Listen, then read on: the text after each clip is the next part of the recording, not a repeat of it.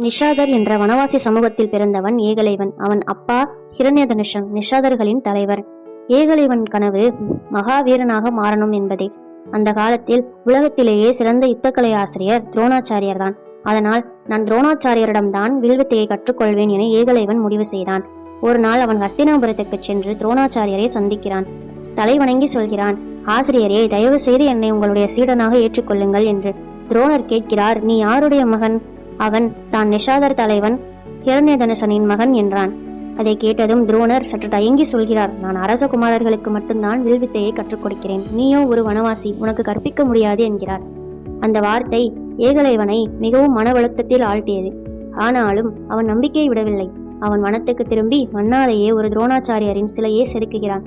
நீங்கள் தான் என் குரு என்று அந்த சிலை முன் வணங்கி சொல்கிறான். தினமும் அந்த சிலை முன் கடும் பயிற்சி செய்து அவனுடைய வில்லாற்றல் உலகத்திலேயே சிறந்ததாகிறது.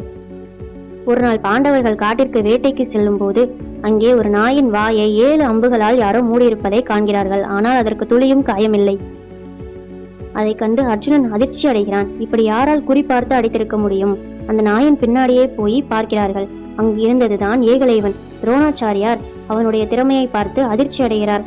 அவர் மனதுக்குள் பயம் எழுந்தது. இவன் அர்ஜுனனை விட பெரிய வீரனாகி விடுவானோ என்று.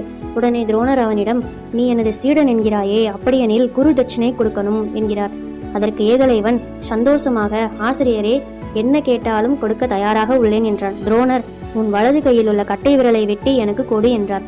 அதை கேட்ட ஏகலைவன் ஒரு நொடியும் யோசிக்காமல் சிரித்தபடியே விரலை வெட்டி, இதோ என் குறி தட்சிணை ஆசிரியரே என்றான்.